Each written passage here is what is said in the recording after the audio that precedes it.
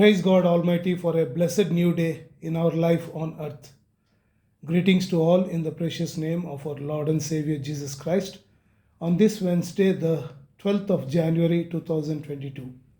Welcome to Darvimla David Paul's daily devotional reading of the Holy Scriptures from the Bible. Let us bow down our heads and kneel in prayer at the footstool of our God Almighty. Our loving, gracious, merciful, and heavenly Father, we praise Thee and magnify Thee and glorify Thee. Dear Lord, You have brought us to the beginning of a new day. Thank You, Lord, for another beautiful sunrise to enjoy. Forgive us the errors of yesterday, if any, and bless us to walk closer in Your way today. Shine through us so that every person we meet may feel Your presence in us. Hold our hand, precious Lord, for we cannot make it by ourselves. Dear Lord, as the sun rises, may Your love rise in our heart. A love that builds relationship, a love that develops trust, a love that produces praise. Dear Lord, we do know that You are our rock and our fortress. You are our shield and our strong tower. Help us to anchor ourselves to You today. Help us not to lean on our own understanding, but in everything acknowledge You so that You can direct our words, thoughts, and actions. Be with us as we go through the struggles that we face today. Make us bold enough that we may proclaim salvation cheerfully and joyfully. Dear Lord, we thank You for the provisions that You have given to us. We pray that You will constantly remind us to be content in all our circumstances. Dear Lord, we pray for the sick people. Lord, we commend them to Your compassionate regard. If Thy will be, comfort them upon their sickbed and ease their suffering. We beg for deliverance and submit that no healing is too hard for You, Lord, if it be Thy will. Dear Lord, we pray for peace in our state, country, neighboring countries, and the whole world. Help us to see the world through Your eyes, without dividing lines. Help us to lay aside our class and skin, our background and race. Help us to see a brother or sister in every person. Help us to wear forgiveness and to lay down our pride and pain. Lord, may peace and reconciliation reign in our heart. Lord, help us to make new bonds of trust with neighbors near and far. We pray for peace in our life, our lands, nations, families, and in our hearts. Dear El Shaddai, we humbly pray and ask all this in the precious name of our Lord and Savior, Jesus Christ. Amen. Today's scripture portion is taken from the Old Testament and the New Testament. From the Old Testament, chapters 29 and 30 of Genesis. And from the New Testament, from the book of Matthew, 9th chapter, first 17 verses. From the book of Genesis, chapter 29. Then Jacob went on his journey and came to the land of the people of the east. As he looked, he saw a well in the field, and behold, 3 flocks of sheep lying beside it. For out of that well the flocks were watered. The stone on the well's mouth was large, and when all the flocks were gathered there, the shepherds would roll the stone from the mouth of the well and water the sheep, and put the stone back in its place over the mouth of the well. Jacob said to them, My brothers, where do you come from? They said, We are from Haran. He said to them, Do you know Laban, the son of Nahor? They said, We know him. He said to them, Is it well with him? They said, It is well. And see, Rachel, his daughter, is coming with the sheep. He said, Behold, it is still high day. It is not time for the livestock to be gathered together. Water the sheep and go, pasture them. But they said, We cannot until all the flocks are gathered together and the stone is rolled from the mouth of the well. Then we water the sheep. While he was still speaking with them, Rachel came with her father's sheep, for she was a shepherdess. Now, as soon as Jacob saw Rachel, the daughter of Laban, his mother's brother, and the sheep of Laban, his mother's brother, Jacob came near and rolled the stone from the well's mouth and watered the flock of Laban his mother's brother. Then Jacob kissed Rachel and wept aloud. And Jacob told Rachel that he was her father's kinsman, and that he was Rebekah's son, and she ran and told her father. As soon as Laban heard the news about Jacob, his sister's son, he ran to meet him and embraced him and kissed him and brought him to his house. Jacob told Laban all these things, and Laban said to him, "Surely you are my bone and my flesh." And he stayed with him a month. Then Laban said to Jacob, "Because you are my kinsman, should you therefore serve me for nothing? Tell me, what shall your wages be?" Now Laban had two daughters. The name of the older was Leah, and the name of the younger was Rachel. Leah's eyes were weak, but Rachel was beautiful in form and appearance. Jacob loved Rachel, and he said, "I will serve you 7 years for your younger daughter Rachel." Laban said, "It is better that I give her to you than that I should give her to any other man. Stay with me." So Jacob served 7 years for Rachel, and they seemed to him but a few days because of the love he had for her. Then Jacob said to Laban, "Give me my wife that I may go into her, for my time is completed." So Laban gathered together all the people of the place and made a feast. But in the evening he took his daughter Leah and brought her to Jacob, and he went in to her. Laban gave his female servant Zilpah to his daughter Leah to be her servant. And in the morning, behold, it was Leah. And Jacob said to Laban, "What is this you have done to me? Did I not serve with you for Rachel? Why then have you deceived me?" Laban said, "It is not so done in our country to give the younger before the firstborn. Complete the week of this one, and we will give you the other also in return for serving me another 7 years." Jacob did so and completed her week. Then Laban gave him his daughter Rachel to be his wife. Laban gave his female servant Bilhah to his daughter Rachel to be her servant. So Jacob went in to Rachel also, and he loved Rachel more than Leah, and served Laban for another 7 years. When the Lord saw that Leah was hated, he opened her womb, but Rachel was barren. And Leah conceived and bore a son, and she called his name Reuben. For she said, "Because the Lord has looked upon my affliction, for now my husband will love me." She conceived again and bore a son, and said, "Because the Lord has heard that I am hated, he has given me this son also." And she called his name Simeon. Again she conceived and bore a son, and said, "Now this time my husband will be attached to me, because I have borne him 3 sons." Therefore his name was called Levi or Levi. And she conceived again and bore a son, and said, "This time I will praise the Lord." Therefore she called his name Judah. Then she ceased bearing. Chapter 30.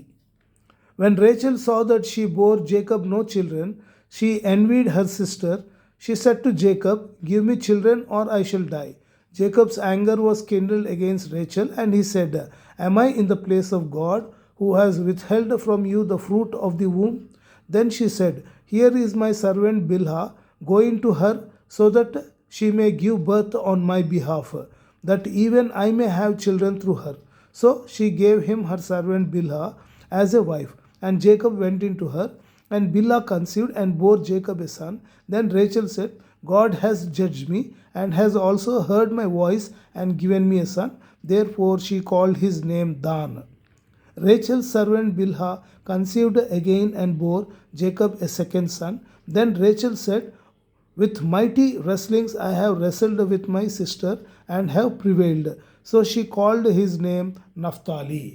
When Leah saw that she had ceased bearing children, she took her servant Zilpah and gave her to Jacob as a wife. Then Leah's servant Zilpah bore Jacob a son. And Leah said, "Good fortune has come." So she called his name Gad. Leah's servant Zilpah bore Jacob a second son, and Leah said, Happy am I, for women have called me happy. So she called his name Asher. In the days of wheat harvest, Reuben went and found mandrakes in the field and brought them to his mother Leah. Then Rachel said to Leah, Please give me some of your son's mandrakes. But she said to her, Is it a small matter that you have taken away my husband?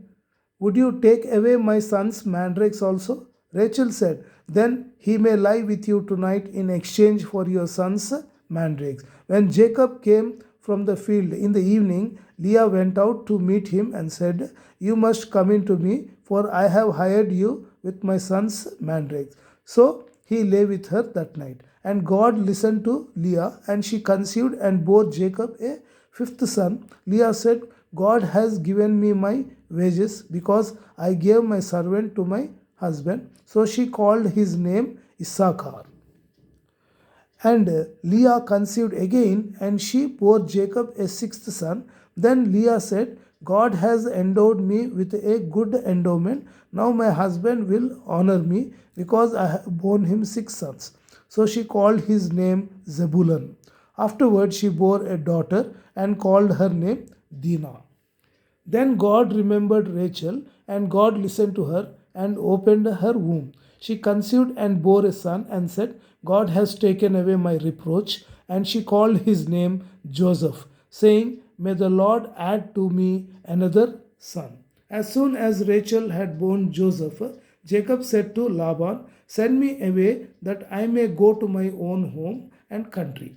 Give me my wives and my children for whom I have served you, that I may go, for you know the service that I have given you. But Laban said to him, If I have found favor in your sight, I have learned by divination that the Lord has blessed me because of you. Name your wages, and I will give it. Jacob said to him, You yourself know how I have served you, and how your livestock has fared with me. For you had little before I came, and it has increased abundantly. And the Lord has blessed you wherever I turned.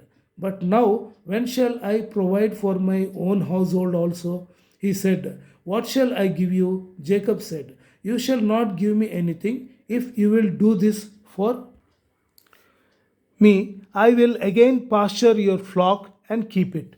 Let me pass through all your flock today, removing from it every speckled and spotted sheep and every black lamb and the spotted and speckled among the goats, and they shall be my wages.